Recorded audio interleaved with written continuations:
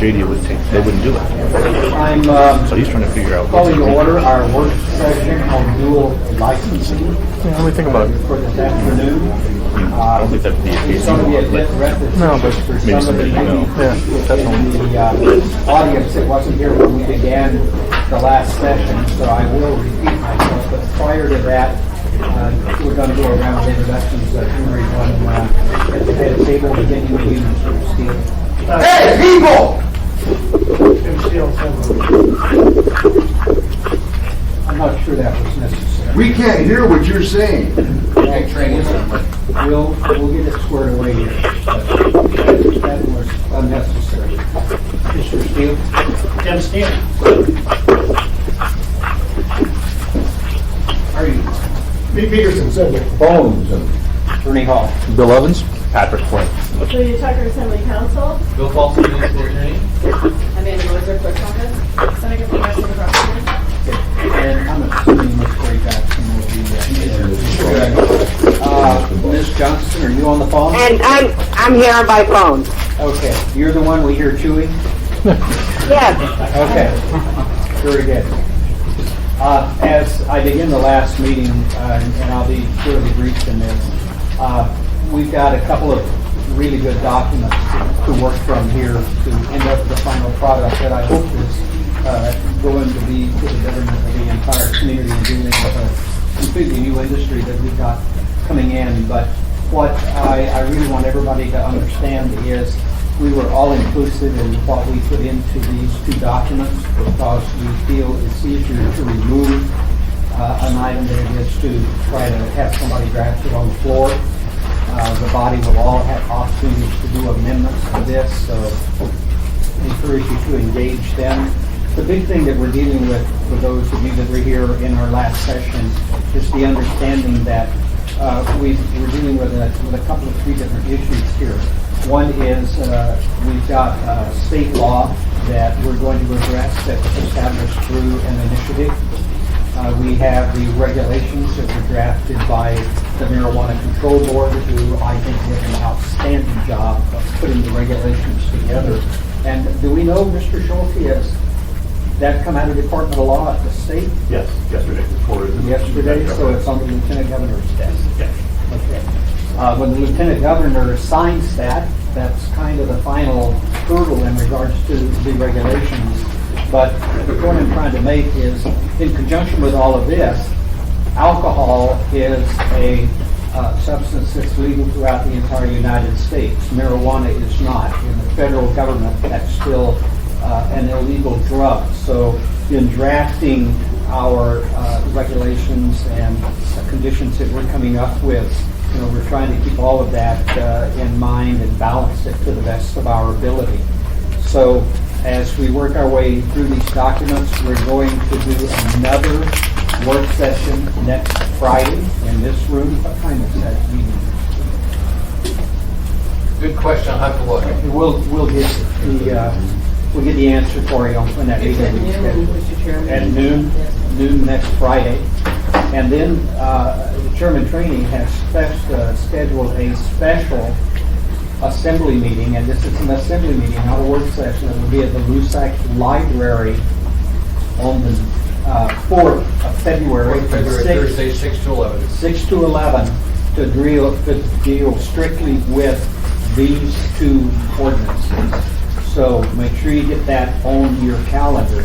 And I'm asking of all assembly members, as you have a chance to review these and get into them, amendments that you've got and want to submit, at least come with rough drafts next Friday when we do this work session, so we all have a chance to be able to read them, and it's easier to deal with them if they're in a written form. At that time, of course, we'll have those finalized for the meeting when we get into it the following Thursday, the 4th of February.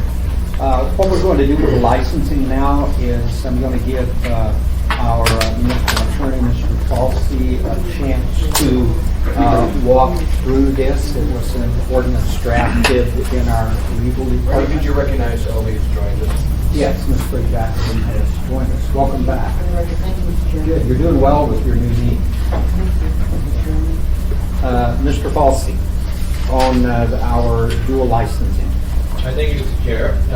This is doing some repetition because this is a different group than we assembled when we were speaking about this before. I'll do a high-level introduction and then a high-level description of the structure of this ordinance and where it may differ from the state regulations. So when we first came to the subcommittee, we expressed that the approach that we had landed on was to more or less follow the model of the state marijuana control board's regulations and pick them up, cut and paste them into municipal code with changes where necessary to reflect different actors. So the marijuana control board becomes the assembly in some circumstances, the administrative hearing officer, and that building now becomes our administrative hearing officer. We settled on that approach because we knew that we had a lot of ground to cover, and that gave us some sense that we would have checked all the boxes because we would have the whole regulatory regime mirroring our law. Because we have done that in other contexts. So in our drug crimes and in some of our traffic offenses, as I recall, we have literally picked up the state code and dropped it into the municipal code. And that model has worked well.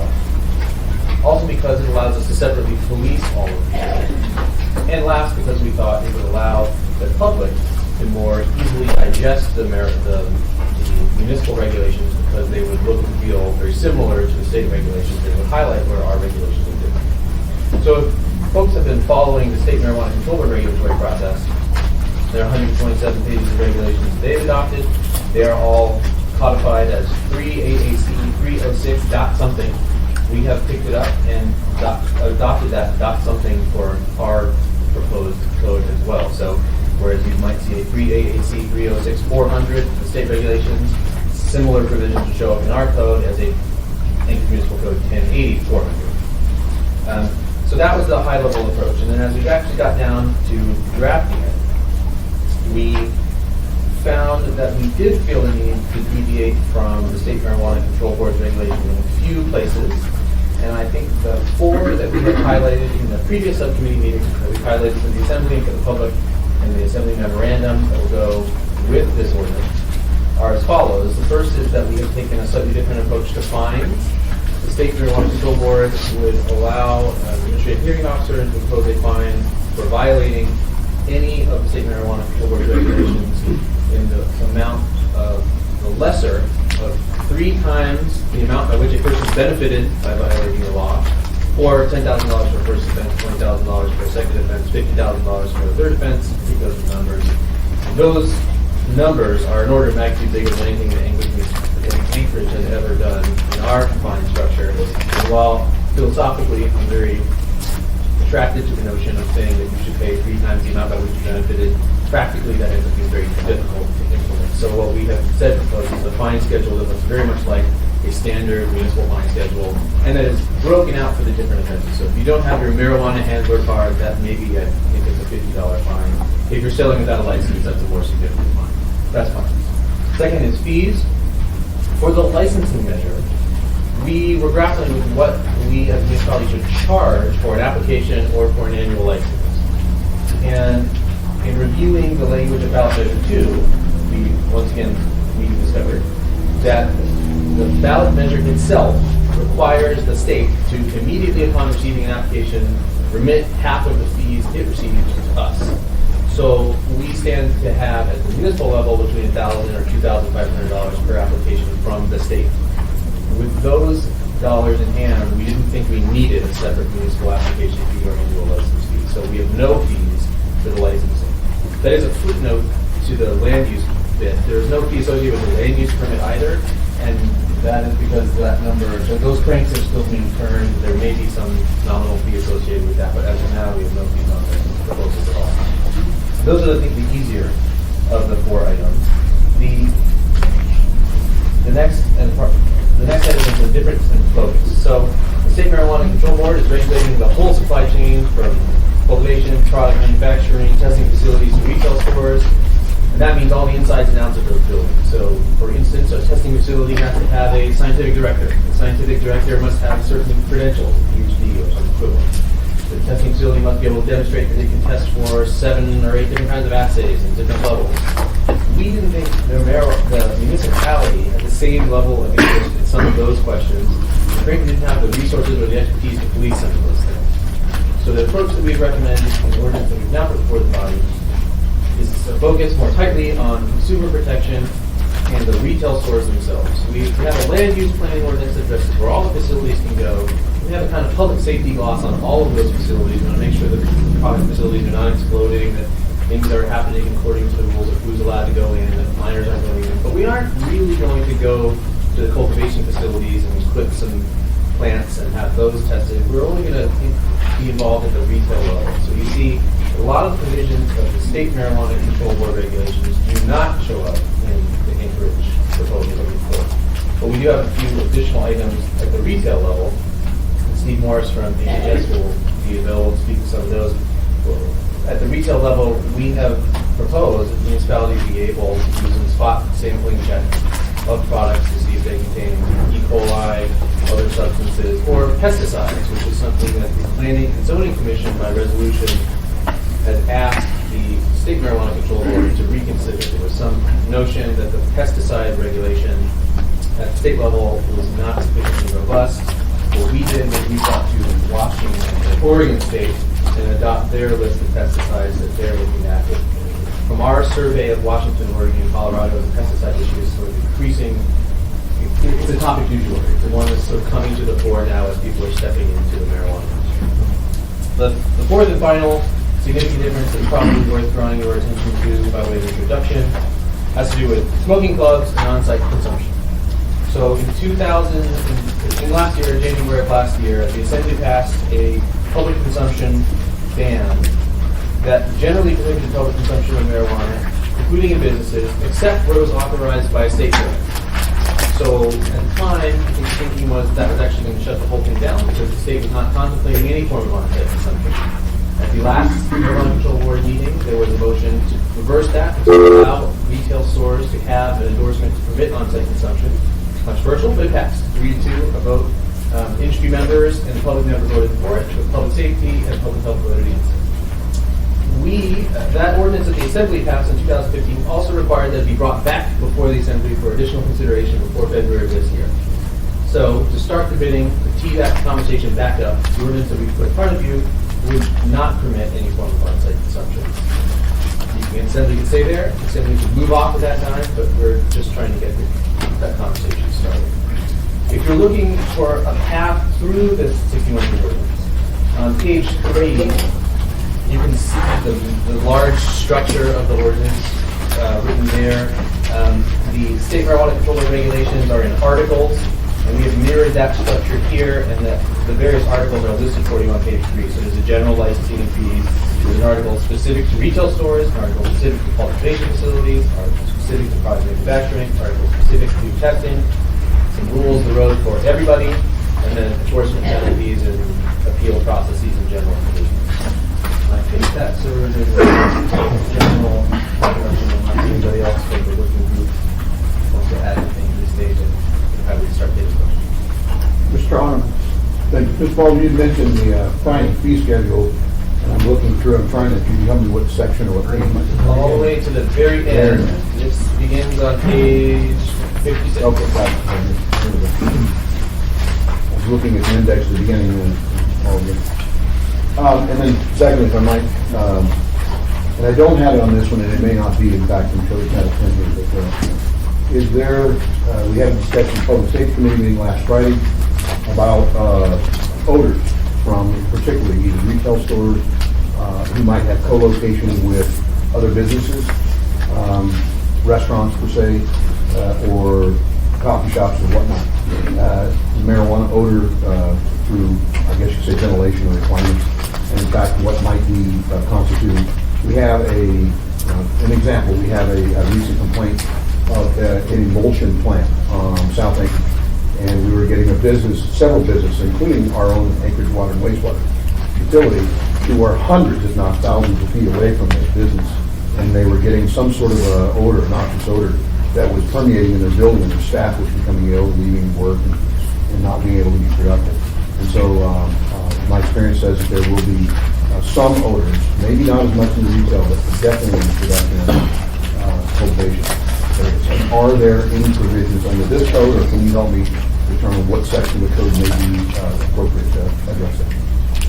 Thank you, Senator Mohammed. I invite you to pose any questions I can provide the answer to. That is one of them. There are odors addressed in a couple places. In the state proposed regulation, 3AAC 306-430C say that a marijuana cultivation facility shall ensure that any marijuana cultivation facility does not emit an odor that is detectable by the public from outside the cultivation facility, except as allowed by the local government conditional use process. So following the pattern I promised you followed, in our ordinance on page 27, R430C says effectively the same thing. The marijuana cultivation facility shall ensure that the cultivation facility does not emit an odor that is detectable from the public outside the facility, except as allowed by the special land use process, which is Erica's ordinance that we talked about previously.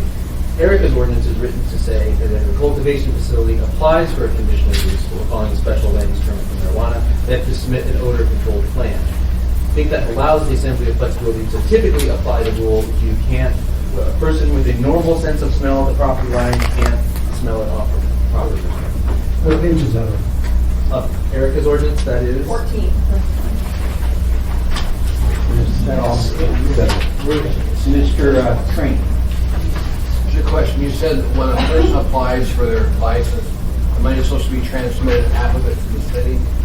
How soon does the state division this happening? Because when the application comes to us, we're going to put our people to work processing. I want to know when the state's actually going to get their money through. Okay, quote you chapter and verse on that one.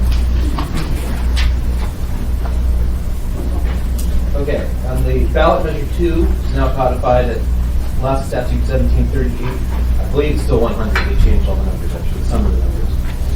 Upon receiving an application or a renewal application for a marijuana establishment, the board shall immediately forward a copy of each application and half of the registration application fee to the local regulatory authority or the local government.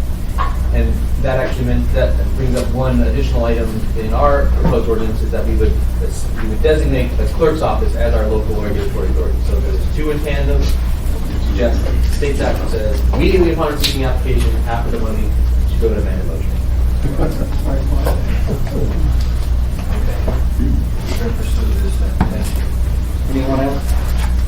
Yes, Mr. Holman. So that begs the clerk's office question is, do you anticipate an increased need in staff to handle applications, or is this more of a, we don't know till we get there situation? Madam Clerk. Mr. Holman, through the chair, this question was asked to the clerk's office last year. And as some of you know, the clerk's office used to license 700 massage practitioners, and that ended last July. As a result of that, because that amount of work has gone down, the clerk's office informed the assembly leadership and others that we thought that we could absorb this work with our current staff. And so to that degree, you are correct that we think we can do it, but we do also need to wait and see. And the follow-up to that is enforcement or inspection of either records or anything in the code. I saw in the sections in one of the articles or one of the categories that it pretty much is fairly broad, police, code enforcement. Is this something like we have done in similar past situations where we'll engage from the clerk's office through these other entities to do those inspections proactively and or reactively to come upon complaint? That is the notion. So we tried to describe all the actors who could plausibly be involved in these conversations. And of course, the notion would be that the police would be doing police work, the code inspection would do code enforcement work, the police would be the grab bag. But we also included a definition of the municipal clerk's office for purposes of this chapter, which is the municipal clerk or the clerk's designee, on the assumption that a lot of these tasks will not be taking place by actual personnel of the clerk's office, but by designated inspectors and police officers and fire officers. Just to follow up the last point. Under the alcohol provisions under the ABC board, we do know, and I think Captain Casey's here may be able to address, that the ABC board has very limited resources in our Anchorage community in enforcement or inspection of alcohol establishments. And we know that to be fairly true, but of course, going forward, I don't believe that there's going to be more money, probably less at the state level. So that begs the question on proactive enforcement at particularly retail establishments, even the cultivation centers that may be establishing an acre, will there be enough sufficient staff, and is their approach to be proactive towards the enforcement and inspection? I'm really concerned because we can put reams of paper together with regulations, if we're not looking into it or enforcing it, it means nothing. Yes, and I think that speaks, well, I want to talk, so I'm happy to work here on that. But I'll say, I think that speaks to why this ordinance exists at all. So there is some question of what is the point of having a municipal dual licensing program? And I think there's probably at least 4 answers to that. One of them is the promise of the ballot measure was that localities could exert local control if they want. And what we've heard from the Assembly is that you do want to exert local control, and that means having a local decision maker rather than the state marijuana control board, which may not have any Anchorage representative on today. So that's one reason for it. The second is that we do have some concerns about whether the Marijuana Control Board will have sufficient resources to police all of these rules. They are going to have half of the license application fees and perhaps some additional appropriations from the legislature, but who knows? And we do have an experience with the ABC board that gives us some reason to question the effectiveness of the policing model. The third reason would be that everyone agrees that we are stepping into this brave new world, and that all of these rules that we have tweaked and borrowed from the State Marijuana Control Board are almost certainly going to have to be edited in real time as we debug the code that we've written. Our assembly meets every 2 weeks, so we're very nimble and we can do that. I don't know what schedule the control board is going to meet in the coming year. I think they have a quarterly meeting set with special meetings additional, so we can adapt quickly if we see that there are problems. And then the last is, of course, people in Anchorage know our public processes, and now we're routing this system through those public processes. So the same way that you testified on any ordinance in the past is now similarly available to you. So that, I think, speaks to why we're doing this, and is an affirmation of, yes, part of the reason that we have landed here is because we do think we want to separately police all of these things. Thank you. I apologize if you already covered it, but Bill, one of the biggest problems we have with alcohol licenses, and Chris mentioned it earlier, when there's a problem establishment, what mechanism have we gleaned in here for revocation? So the revocation procedures should be in Article 8. And these 810, this is on page, well, there's actually a couple different revocation procedures. The article begins on page 45. These look very similar to the state marijuana control board rules. But you have pretty broad authority under this draft to say, if you found out that someone lied to you in the application process, if you found out that someone has committed a disqualifying crime after they received their license, or if they're operating in some way violating state regulations or local regulations, or it's contrary to the best interests of the public and causing public harm, I have to look through and find the chapter and verse for you, that we could act on our municipal license, and that would be very different from what we do now in the alcohol situation. We would have an independent key term that we don't have in the alcohol license. I think that was a mechanism that many assembly members wanted to make sure we've learned from the past. Let's put it out. Can you describe for me, maybe it's in here, you can just tell me it's in here and I'll read it later, but is there, what are disqualifying crimes? Disqualifying crimes, Article 1, on page 5, we actually proposed a change to the State Marijuana Control Board through the prosecutor's office, and was accepted and rolled into the state regulations. 108010, which mirrors the state regulations in D, says that we will not issue a marijuana establishment license to a person that has convicted a felony. I'm trying to work my way through this in real time here. Well, two lays out several specifics. If you've been selling alcohol without a license in violation of Title IV of the state statutes, you've been selling alcohol to minors in violation of the state statutes, you've committed misdemeanor crimes involving controlled substances, violence against a person, use of a weapon, or dishonesty, all of those are disqualifying. Seneca, do you have any additional remarks on that? The felony provision, I think, is actually a reference to the ballot measure. Correct. The felony provision was included in the legislative bill that set up the marijuana control board, and then the regulation expanded that.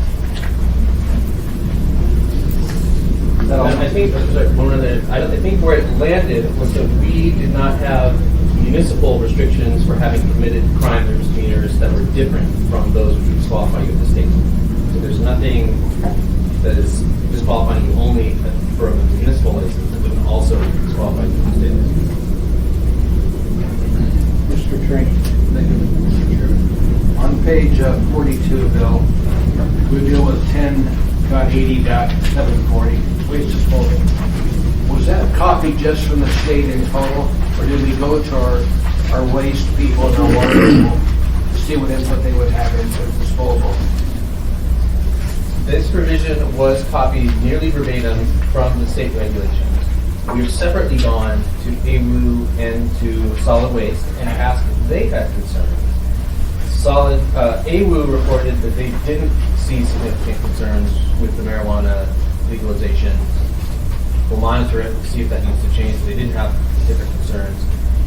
Solid waste generally didn't have concerns. They did raise one item which we have not addressed in here, which is that I gather in Colorado there was an emerging problem with people breaking into dumpsters outside of marijuana establishments and rifling through and collecting all the marijuana waste because there might still be some active THC marijuana product in it.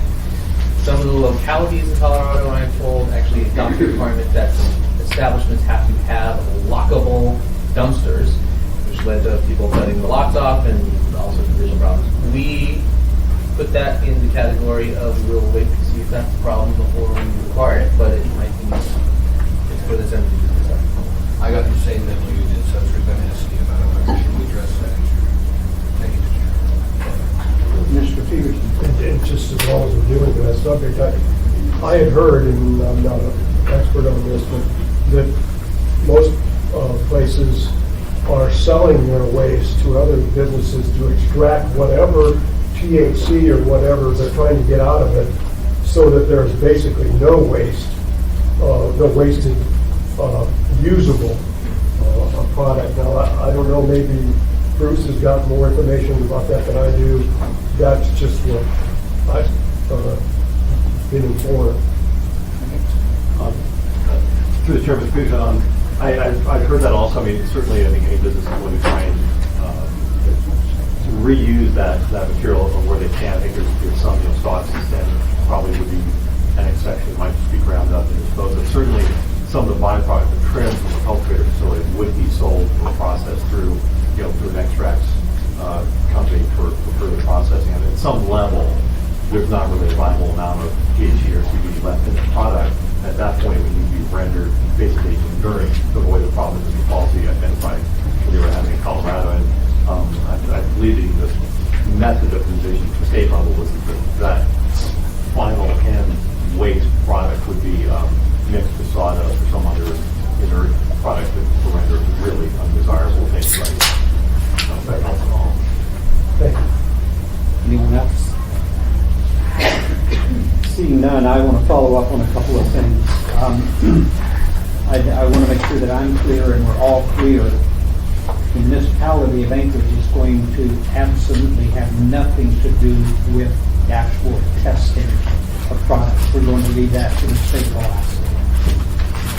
In this ordinance, that is not the case. In this ordinance, at the retail level, we would be able to take something off the shelf and see if it has. And have it, we will have it tested. Yes.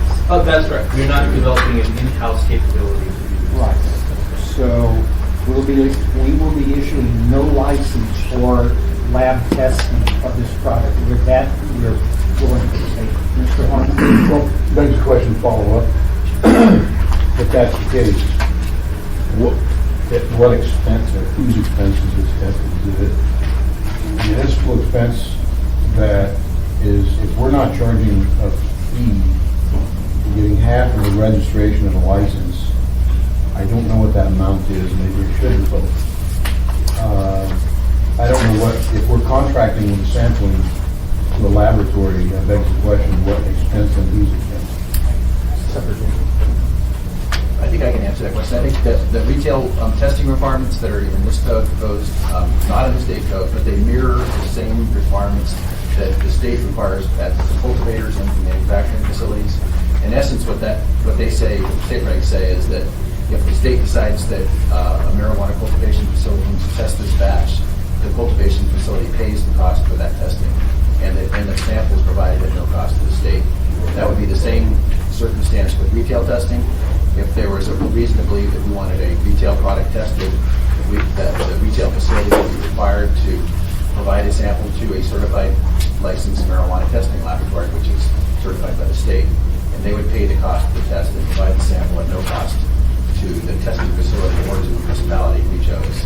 And there is a provision in here also that if for some reason we felt that that sample needs to be taken off the shelves immediately, so there's not some kind of cat and mouse thing, we would hold the sample and deliver it to the testing lab of the retail facility's choice, and was certified, and the cost would be borne by the retail testing laboratory. The only exception to that is that we had some reason to believe that we wanted to double test that at another laboratory of our choosing. That sample would be provided at no cost to us, but the testing cost would be borne by the municipality. So it's sort of an audit of their testing. We would pay for the cost of that audit, if you will. Mr. Peterson? Thank you, Mr. Chairman, and it's been my understanding that some of the problems that have been had in Colorado and other states that have legalized it has been with edibles, and that there has been some inconsistency in what percentage advertised to the retail public and what the actuality is. Now, if the percentage is actually smaller, then there's very little potential for health problems, say.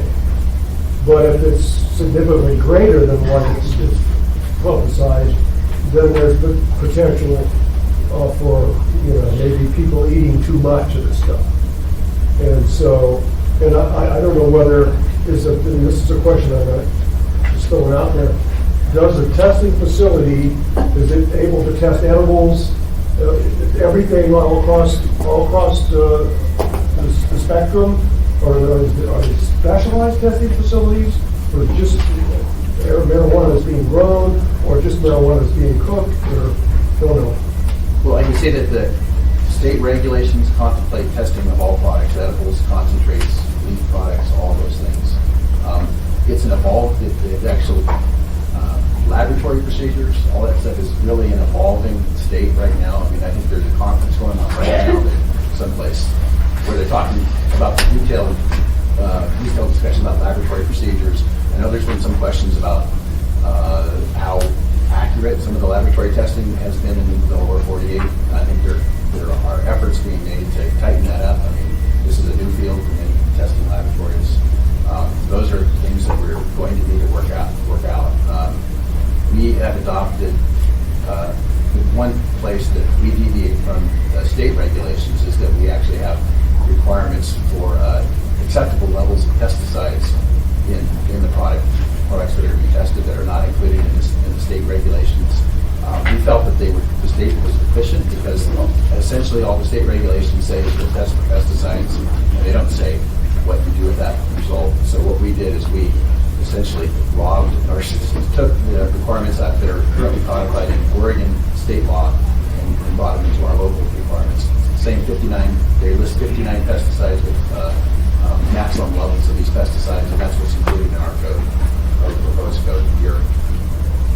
Great. Thank you. Mr. Training, on page 24 of 61, 10.80.0.371, line 29, you start talking about botulism relative to marijuana concentrates. It has to be kept below 41 degrees. Who's really responsible for making sure that equipment does that? Is it our code enforcement people, or is it the state? Who's going to actually enforce that? Well, I'm not sure that that's been worked out completely. I mean, it could be the health department. I mean, some of these facilities may require to have a food facility permit, depending on what they're selling anyway. Then even if they weren't selling marijuana-infused products, I mean, they may come under the requirements of the city.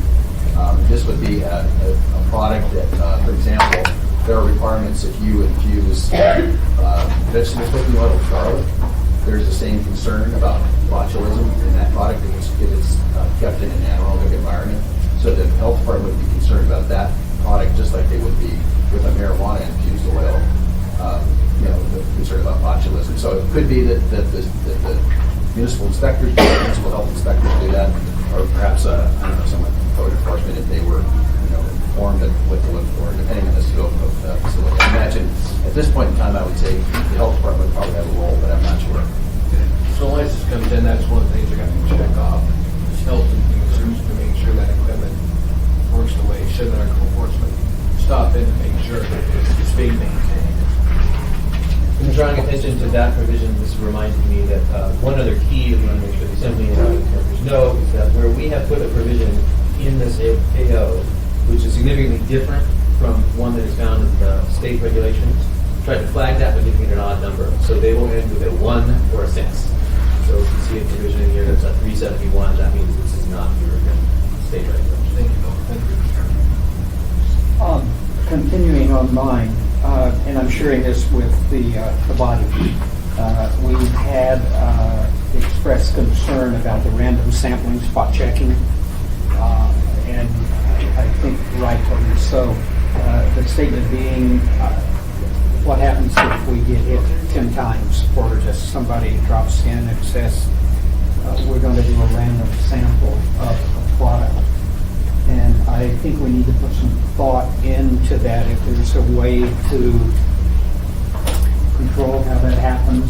I mean, an example I used when we were in the work session is Chipotle was a perfect example. A lot of people were getting sick, and that was obviously coming from someplace. So we traced it back to the original where it occurred at. But when we're talking about just arbitrary random sampling, do we need to put some thought into maybe working on an explanation? I think it's a binary question, Mr. Hall. Most of our code enforcement is complaint-driven, so anytime there's a complaint, it's reasonable for enforcement to follow up.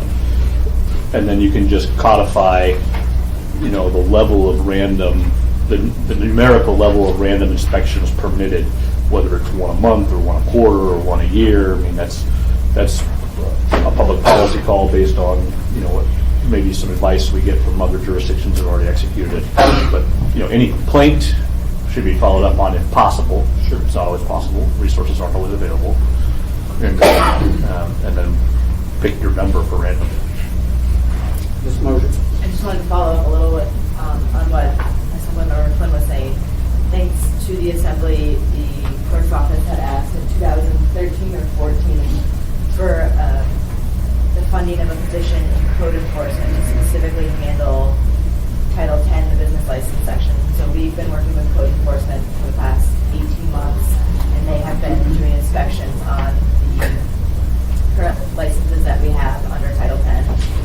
As Barbara mentioned earlier in this meeting, we did have a huge chunk of our licenses for the massage practitioners, which we no longer have, but we would anticipate that the same process that we are using currently with code enforcement will move forward with these establishments licensed in 1080. Yes, I'm just wondering in terms of that enforcement issue, what actions can we take on a bad actor, and how do we define a bad actor? So many violations, we can pull a permit, we can, ask the state to, or what is the actual Mr. Faulty addressed it earlier, but I forget what section it was. violation? 810. 8010? It may depend on whether it's a bad actor or maybe a bad employee. Starting at page 46, Mr. Those violations. Yeah. Okay, good. Thank That's the right section, right, Amanda? you. Obviously, we just got this done. And the other thing that we have in the licensing ordinance is the fine section. So if there's, someone's selling to someone under the influence, it's a $500 fine. It's another way to bring licensees into compliance. Thank you, and maybe this was already addressed, but can we make sure to get these two versions up on the Assembly's webpage today. And the final point that I had that I wanted to touch on was the on-site consumption, as you stated. And that was one of the particular ones that I was referring to when I said we put it into this ordinance, because we felt it was better to have it in than for somebody to add it. And the reason that is we have a secondhand smoke ordinance within the municipality. But my question to you, Mr. Falsey, would be, if the desire of the body is to allow on-site consumption, would we just default to state regulations in regards to how that's addressed? That would be one option for the Assembly. So there would be a choose your own adventure path. One is that we could just default to the state. So if the state grants an on-site consumption endorsement, that would carry through the Assembly. Another option would be to say, you too get to make the decision as to whether a retail establishment can have on-site consumption. A third or compatible option could be, yes, we might allow on-site consumption in the municipality either with or without Assembly action, but maybe there are additional rules you want to think about if you're going to have on-site consumption. So the two that have often been mentioned or been put out in other places that we're considering this have been whether there are over-serving rules. So we already have the rule in regulations now that you can't serve someone who is impaired, but a service of edibles might not impair you, and it might take a full digestive period for that impairment to happen. So is there something to be said about edibles? I don't know, and I don't have a proposal for you now, but maybe there would be a maximum amount of edibles you can consume in one sitting. I don't know. The other is a question about dram shop liability, or an analogy to dram shop liability. In the alcohol context, most jurisdictions have taken a hard look at what happens if an establishment loads someone up to the point of intoxication, that person goes out and causes some mayhem. And the question is whether the person that overserves the customer is liable or not for those actions. I don't have a recommendation of one way or the other for how that should sort itself out in the on-site consumption marijuana context, but it may well be a subject that the Assembly would want to resolve one way or the other. Mr. Flynn? Yeah. Mr. Chairman, I think I shared some thoughts with you about on-site consumption. And I'm honestly not terribly concerned about the edible piece of it, just because, no one will complain if you're eating a cookie while you're walking down the street or at your home or at your hotel room or anything like that. However, I do think we need to give some careful thought as to whether and how we allow on-site consumption via smoking, because that's a common method. And obviously we do have the secondhand smoke ordinance.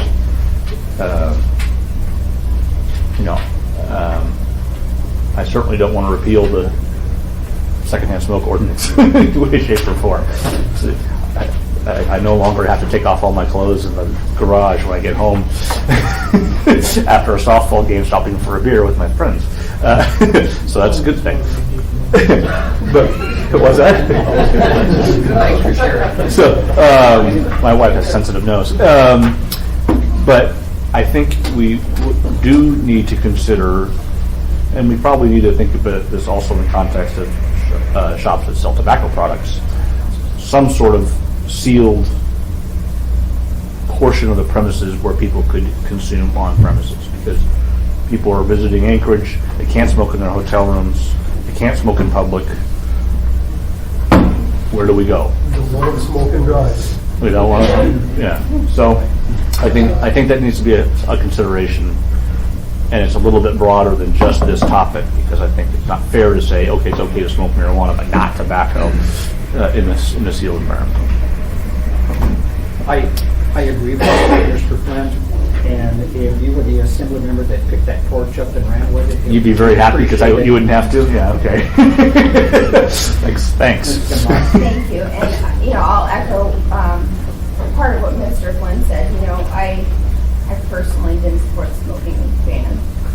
I love it. I don't smoke, but I think individual businesses. But I think there has to be if you allow if you say there's a smoking ban, but it only applies to cigarettes and it doesn't apply for marijuana, I don't think there's clarity in the law there. So I think, we do have a smoking ban, and currently there is a mechanism within the smoking ban to allow for private clubs. Granted, it's very restrictive. But it's something I think to deal with. I think you have to go back and deal with the smoking ban inside of that. I don't know how you would dovetail it, but I think Mr. Halsey has given us multiple options, and I think, if somebody's opposed to just banning it, I think we should probably work on an amendment. Mr. Peterson? Thank you, Mr. Chairman. And, we don't allow people to smoke cigarettes in public buildings and within a certain number of feet of entrances and that type of thing. 20. But they can go right outside the parking lot and smoke cigarettes, that's legal. Pipes, cigars, whatever they want. It's not legal to take your marijuana and smoke it out in the parking lot. So, or drink your beer. So, I am with an expected 2 million visitors, according to what Visit Anchorage said yesterday, coming to Alaska next year, or this year. We got to expect some of them are coming here for reasons other than going to Natalie Park. And we don't want to encourage them to smoke it in vehicles while they're driving. I think that'd be irresponsible. I think we have to find some way to allow people to do this. We just got to knuckle down and find something that we all can agree on to make that happen. It's just my opinion. Mr. Trainee and Chairman. Bill, where would you envision the community council input coming into this ordinance? Because it was not in the land use issue, they took it out of there. So where would you envision community council input coming in here, or is already in there? It is already in here. I'm going to use my full fine to do the chapter verse on this one.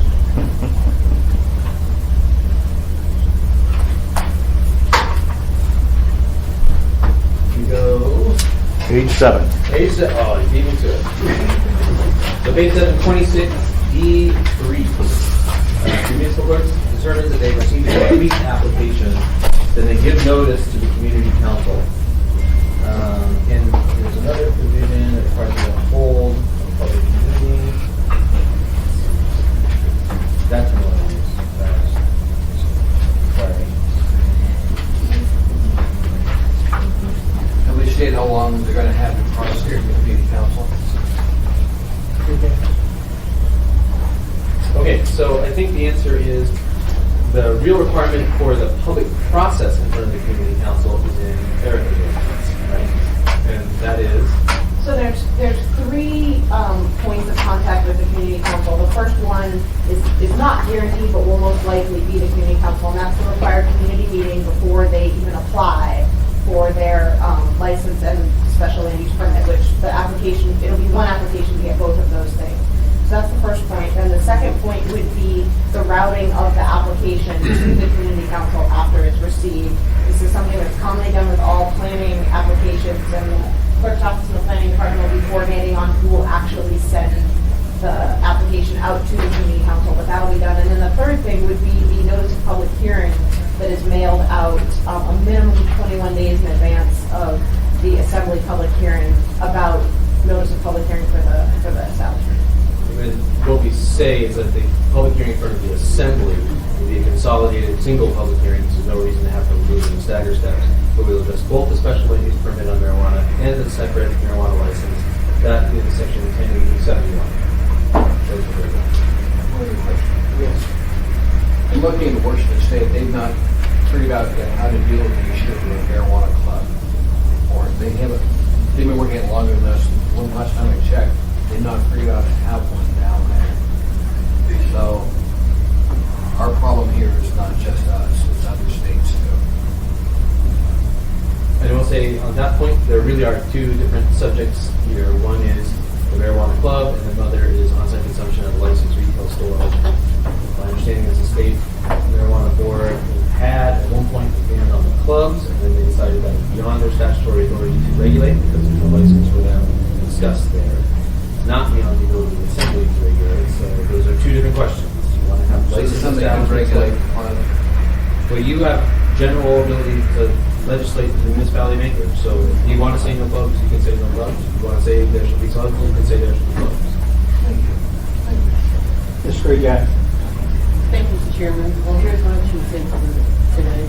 I agree with Mr. Quinn and Mr. Peterson. I think it's really, really important that we figure out where folks who visit our community are going to smoke marijuana. As Mr. Peterson mentioned, Visit Anchorage already projects that we're going to probably record visitors. And I really believe that some of those numbers are based on the fact that, number one, Las Vegas is exotic, and now you can smoke weed too. They're, going to be looking for that. I'm sorry. Thank you, Mr. Chairman. Mr. Peterson. Thank you, Mr. Chairman. And I actually was contacted by one of my local community councils. They're worried about if there's going to be enough time for them to get the review some of these licenses. Because if I understand it, there's a 60-day window from the time the people apply to the state before they have to be let know within 60 days that they've got the license or I'm just, is it 90? 90 days. That gives us more time. Also, I mean, their state license decision has to be made within 90 days, but they can't operate without also having a municipal license to own Super Bowl. So that is factored in as well. That's where our 60 days comes. We figured we got 60 days to respond to the state. So with that extra 30 days. Okay, thank you. This last week or too long, such that it's summertime and many councils are in session and they come to review it. Or we have a few questions, does the state automatically say, you went too long? Yes, I will be possible. That committee council point question, I know we mentioned you have to designate or a person to review that kind of stuff on time. But if they don't, can we force basically the state to disqualify because they didn't do it in time and they had a 60-day disclosure. I just wanted to clarify, we didn't incorporate any specific timeline into the licensing or the special land use permit. So the 60 days I think that is coming up is what we currently have and what the state currently has for alcohol. But we have to respond to the state's request when we receive it as the local governing body in their time frame. We've got a fault in our process in that we have to notify that we're protesting within that time frame. That's already a short period of time even for alcohol. And for marijuana, it might be more difficult if you're rolling in mandatory comments by community councils. So I just see a bottleneck there. Anyone else? I would just say for the community councils, I mean, Dick's been, our training's been really good about telling the FCC that to get a marijuana license, guess what, you might have to hold a special meeting.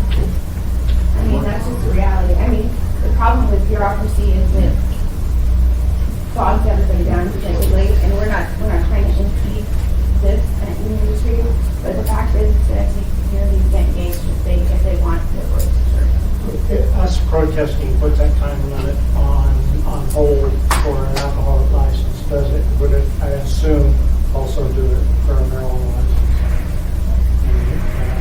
That notice of Mr. Peterson? Thank you, Mr. Chairman.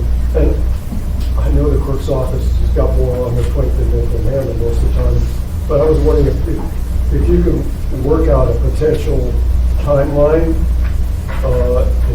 so that we could look at it at the work session next Friday, so we can get an understanding exactly the timing of all this, because the community councils are already confused about what the timing is, and so if we can't answer their questions, it's not a good situation. I'd appreciate it if someone do that. The clerk's office has put together a few flow charts and timeline documents. So we will update them to reflect everything and make sure that they include the special land use, and we'll have those available. Can I add to that? Yes, Apologize. please. I mean, in general, when somebody submits a conditional use application for an alcohol conditional use, we schedule them at the assembly about 60 days later. So that leaves, some time for the application to be routed to the community council and the other agencies within the municipality for comments. Time for those to come back and be collected and have the 21-day public notice, get the document into pace. So I don't anticipate that this is going to be significantly different from that. With the exception that the community council will have heard about this before that 60-day starts because of the community meeting coming in before the application's turned in. Well, if I could follow up on that, Mr. Chairman. I've got a community council in my area that is basically demanding at least 45 days notice themselves.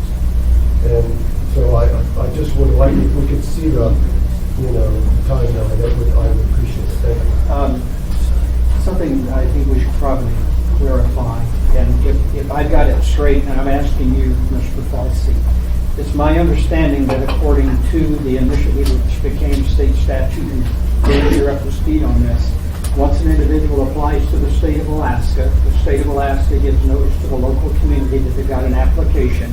We have 60 days to respond to the state notifying us that they received an application. If we don't reply within that 60 days, and it's assuming it's an unprotested request, and a license will be issued if it checks okay with the state.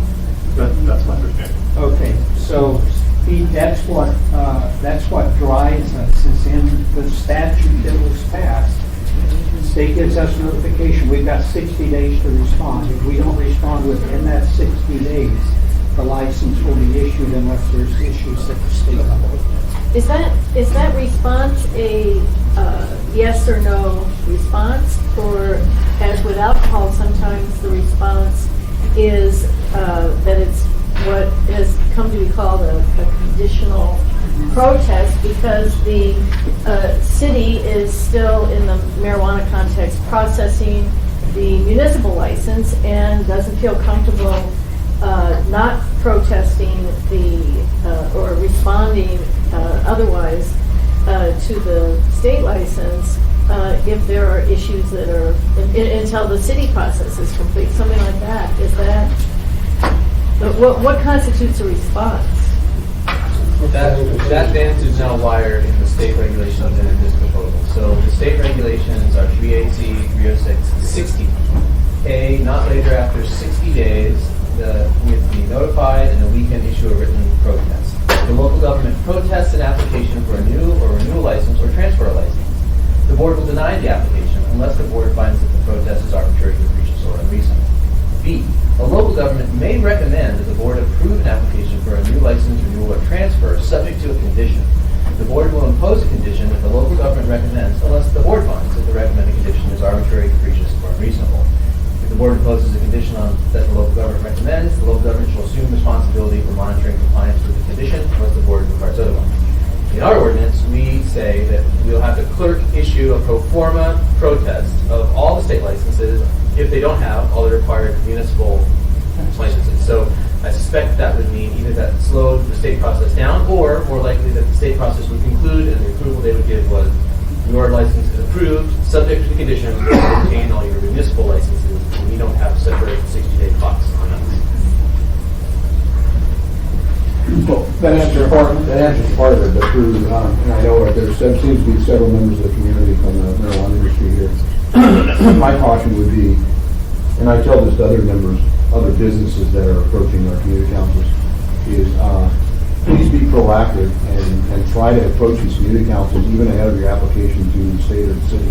Mr. Compton's here, I know he's involved in this community council fairly heavily.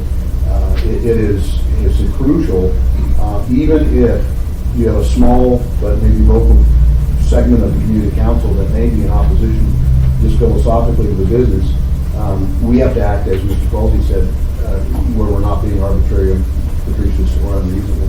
And so even though we have to educate our community councils that just because you say you don't like the industry, you don't like this or that or the other, doesn't necessarily mean we'll have a lot of official protest. So, but please be that good neighbor, I think it was described in one of the recommendations Mr. Conklin said. So just keep that in mind and please share that amongst your group. Mr. Tolman, I had you in the queue. Is that what That's you're it. doing? Okay, very good. Mr. Trainee and then Mr. Evans. Just as I was at the community council last week, we actually had 2 people that wanted to open a marijuana business. Came to the community council and said, we intend to start the process. Once it becomes legal, go ahead and move into your area. And so it was nice the industry's reaching out to the community council. And most of the community councils I've got to them, they understand you've got to get a committee to work on this. Because it's not going away. Despite some of our community councils want to ban it. Thank you, Mr. Chairman. And Mr. Trainee and I are working together to plan an opportunity as a training session for community council committees that would like to participate. Anything else? If not, I'm going to point out Ms. Dombowski has informed me at 1:15 I'm moving to public comment.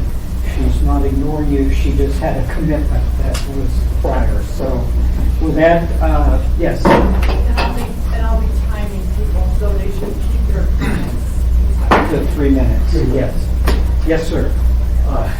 I'm Tom Gray with Mass Board Group, and my job is to actually take all these rules and regs and apply for conditional use limits and that's what I use. So I'm concerned with the detail. One, Mr. Falls, that you stated that there was no extra fee for the CUP. So were you referring to Title 21 fees? Because I can't tell what the fees going to be. There is currently no proposed fee. My understanding, Chris has left, is that there likely will be a fee proposed for the special land use permit for marijuana, which is the conditional use permit equivalent. I don't know what the magnitude of that fee is. That's being involved by people, that's your team beyond mine. Okay, so there will be some fee, and that will be worked on. Part 2 of the situations is something you're probably just going to want to talk about. Is on page 6 of 61, the direct financial interest definition. That is very confusing.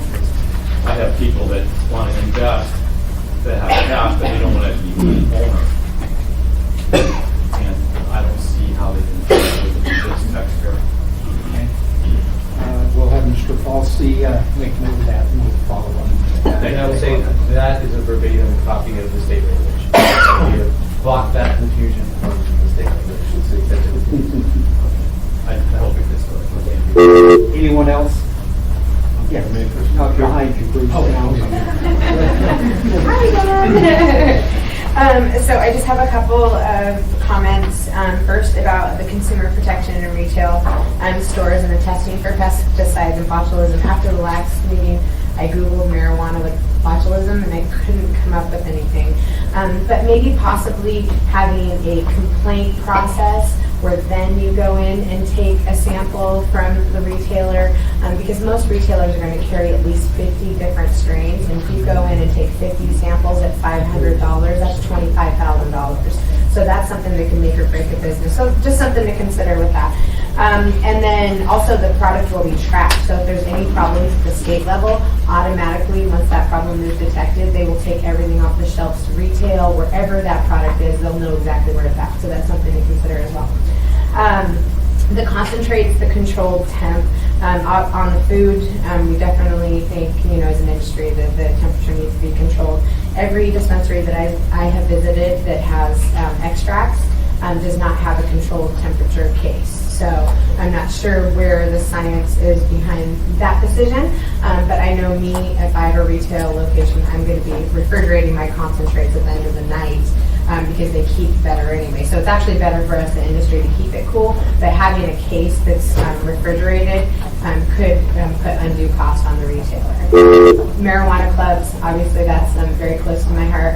I am actually gathering information for Mr. Trainee's request about different clubs and consumption locations that are located throughout the U.S. and through actually the world. Amsterdam is popular for them. So I do think obviously that we need consumption locations. I again invite any of the assembly members or anybody in this room, if you would like to come down and tour the club and see how we do things. We would love to work with the city to create consumption locations, something for it. Because at the state level we were unable to do that, but hopefully in the future we'll see that happen. But we would really like to work with you guys on that. all I have to say. Thank you. Mr. Schultz. Thank you, Mr. Chairman. Just a couple things, I'll try to be brief. I'm concerned at the process, there's mechanics of cutting and pasting the state regs into local ordinance. Those regs are going to evolve over time, and I think the Assembly is going to find themselves in a position of trying to catch up with those regs as they change. That's a problem, but even more importantly, simply replacing the term marijuana control board with municipality of Anchorage doesn't quite get you there, because there are areas in these regs where the responsibility and authority resides primarily with the state. So to simply replace that name with municipality of Anchorage is problematic. I would ask you to reconsider that. A suggestion on that offer would be to not include the statewide regs in their entirety, but rather reference them and include only where the local ordinance differs. I mean, you have the option and the right and responsibility to amend or add on to those, but I think it would be much clearer for everyone involved if you keep the state regs separate, keep the municipal ordinance as a standalone document, so it's clear what we're talking about. With regard to on-site consumption, the provisions in the state regs right now are really a placeholder. The parameters under which someone can get an on-site consumption endorsement has not been established yet. We're expecting to get a draft of those parameters on February 11th. Then it's going to go out for public comment. So I can't predict what that outcome will look like, but I think it's fair to say that at the very least, those on-site consumption areas will not be visible by the public in the street, because that's a provision of the ballot measure. There will very likely be some strict requirements for air handling to control odor. So if that gives you any comfort, that is very likely going to exist at the same level. And then I would also expect that a retail store with on-site consumption is going to be reviewed by the local community councils and so forth in as much detail as any other aspect of their operational fee. So I don't think the mere presence of retail stores should necessarily concern someone that they're going to have on-site consumption, because that's going to be apparent and it's going to be reviewed by everyone involved before that endorsement is offered. And finally, just with regard to inspection, there is already a mechanism for delegating inspection authority from the state to local law enforcement, health inspectors, and so on. That being the case, I'm not sure that the use of highly trained law enforcement is the best bang for the buck, and sending uniformed officers into these licensed, regulated businesses to inspect labeling. To me, seems like not the best use of their resources. So I would suggest perhaps revisiting that. Finally, on the testing, I would be the first to say that one of the advantages of this regulated approach is that folks will be able to respond by a tested, regulated product. The testing parameters are evolving. Nobody has a really solid target yet to point to, but I would ask you to consider, when we're talking about testing requirements, what testing requirements do we apply to other consumable products, the food, tobacco, alcohol, and are they on a par with what we're asking for marijuana industry? I would expect less, but I would ask for them more. So that's all I have. Mr. Holman? Yeah, I don't want to be snarky or smart in response, but an observation would be, I believe if you ask the police department if they had a capacity or an interest even delve into just the regulations of packaging labels and things like that, they'd probably tell you, hell no. They don't really want it, back away with both hands off if they could. But I will tell you that from my observations, our code enforcement, and often several, like for instance, the Assembly Clerk's office, who would be doing the licensing and the inspections, direction perhaps, and directives to inspect. Most of our municipal employee workforce is a Monday through Friday and a day shift hour kind of thing. So in a perfect world, if that were to be crafted municipal level only and not trying to adopt or having inspections other hours and that, then we would restrict businesses to those hours so that we could basically marry the two up, and that way we wouldn't have that extra expense or cost to either side. And so I all due respect, I don't know the other part of what you were trying to get at, which is it seems simpler for me as a lawmaker is to not try to reinvent the wheel if it seems to be working in another area, for instance, Washington, Oregon, Colorado, wherever they may have, broached this subject and trying to work within their framework. Obviously, we want to make it local as best we can, a local feel. But I don't know if you're suggesting us to be more strict, building our own ordinances, or what. But it seems the simplest process that we start with what the state has in its regulations and its provisions and licensing, and then go from there. If there's a change at the state level, I mean, I think Mr. Falsey stated earlier, we meet year-round every other week, and we can call special meetings if we need to, you know, not necessarily wait for a session 3 months out of a year. So I think the local capacity to change laws and amend laws is already built there. And I'm not really inclined to spending a lot of time trying to figure out what it is that we should do in regulations. I mean, it's a pretty thick chapter as it is with a lot of specifics. So I think marrying what we already have is a good starting point. I think you were talking about a good conversation. How you phrased it, Mr. Falsey, was probably best. Mr. Train. No, I think Mr. Mr. Peterson. Thank you, Mr. Chairman. And I was in the restaurant business for a long time. There's hundreds of licensed restaurants in Anchorage that are inspected minimum twice a year, some of them many more times often than that. The municipality's been handling that from the health department for decades, and I don't expect we'll have hundreds of facilities to inspect in Anchorage. Maybe I'm wrong. Looking at the red areas on the map, I doubt if we're going to have hundreds of areas to inspect. So I actually think the municipality could train specialized personnel, especially, you know, that would know the ins and outs of our regulations and know exactly what to look for. And I think that would work fine. Thank you. Anyone else? Yes. Chris? So, okay, back on the topic previously discussed, the neighborhood plan. The dual licensing issue you come up with is really ingenious, and it's of value to the community because, as I spoke before, we found that there wasn't a local appeal we could make to help us with the spirits issue. And so this dual licensing it's really actually an ingenious innovation, and we're grateful as a community.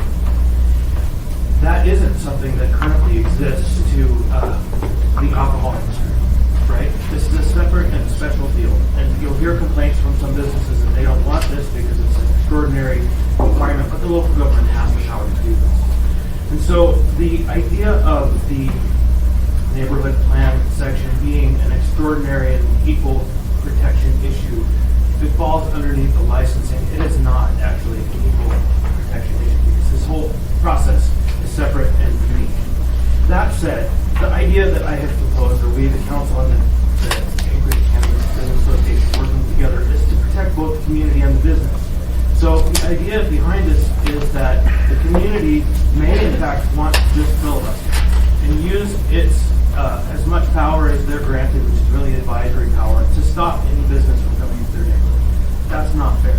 That's not a good use of the council's voice. And so one of the reasons we set this up, it's a relationship plan. It's how both sides will work together. And I think that you have done a really, really good job in all of this and coming to the point where the communities are on board. We've heard communities are demanding more time. You know, Fairview has a resolution that's passed. It's sat on the table for 30 days. We have our committee established. It's been delegated the authority, and we've noticed our first meeting for the February 3rd date, so that an applicant that wants to submit on the 24th of February will have had their meeting met in 3 weeks in advance, 21 days. And so if the council wants to be helping this to emerge as a function in the community, they can, and there are ways to do it. And so I firmly communicate, and I've been to Mountain View and Government Hill. We've done the Fairview Community Council, and we've asked it to be heard at the Northeast Community Council. We're doing our own outreach because people have a responsibility, we think, and we have a method that is developed between both communities that is functional. So I just leave you with that idea that, and I don't think I heard an answer, Mr. Cheney, or training through the chair, to where something like this would go in their licensing rules from the municipal attorney, but I would like to be part of that conversation. And I would encourage you to follow up with Ms. Penbowski. She seemed particularly taken interest in some pretty meticulous notes during your presentation. As I kind of handed off to Mr. Flynn one, I'm kind of looking forward to Ms. Penbowski. Yes, sir. Thank you, Mr. Chair. A couple of things. Reading the last couple of weeks, Colorado and/or Washington, there have been these reports that they may be reconsidering their social bans on the state level. And other than that, I'm no expert in this area. Concentrates intended for oral consumption. I don't believe there are any concentrates as a concentrate intended to heat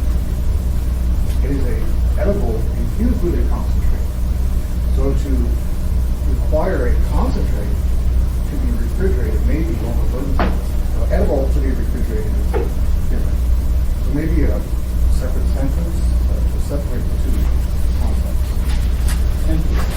Yes, sir, in the back. Coming from the essential oil world in my background, I agree with some of these statements and I disagree with some of these statements. So, tinctures, oil tinctures, that's what they're talking about with oral consumption. So a tincture has alcohol, you can put it right underneath your tongue and it absorbs in your bloodstream immediately.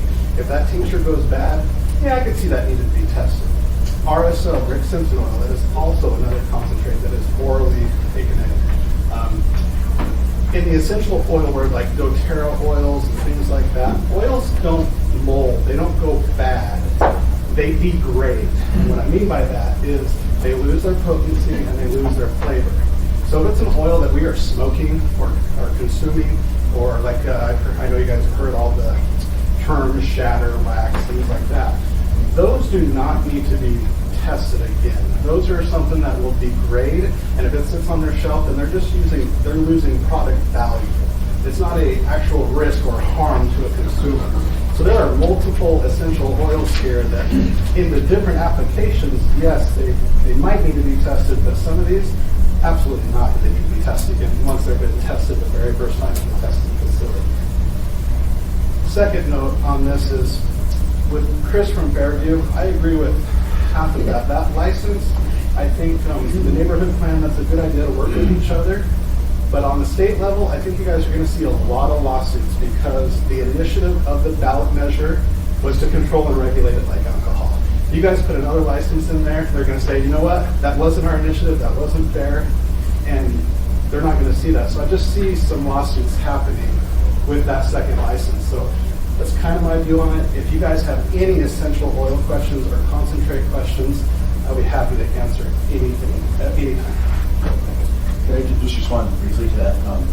There was a Department of Agriculture in Washington put a consumer alert out about essential oils, and the issue there is for example, marijuana aside, if you take vegetable oil and infuse it with garlic, you can introduce botulism spores into that oil, and if it's not refrigerated, those spores will grow and create the botulism toxin. And if you use that oil, you can dip the bread in it and eat that oil, you have the potential risk of getting botulism from that product. So the issue is that these botulism spores are ubiquitous. Unless you go through an extraction process that's very high temperature and high pressure, those spores are very, very difficult to kill. And if that product with the spores is not refrigerated, those spores will grow if it's in an anaerobic environment, and there's the potential for botulism.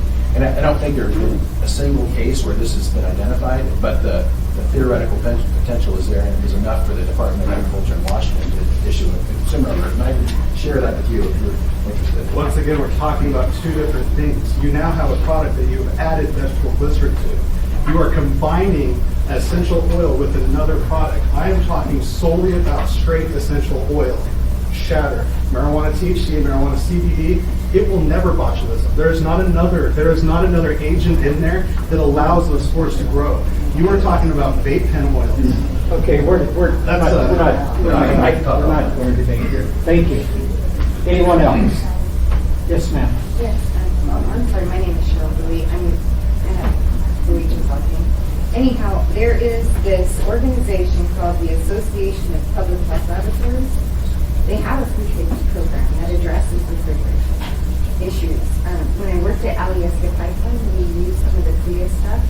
We just had a little refrigerator in our office where we had to store the medicines that our employees had to use. And so it's not, depending on how much inventory you have, would be dependent upon the size. And it was just a little standard, you had a little standard temperature gauge in the fridge. A fridge that you could buy at Walmart, and as long as you track the temperature and you know what's in there every day, and you report that, you send those reports. And so there are organizations that deal with that stuff already, and I think that we can look at them and streamline some of our processes that way. Thank you. Yes, sir. Thank you, Mr. Chair. I just wanted to reiterate one more point. Refrigeration being required versus a good idea. For instance, cold water extraction, water, ice,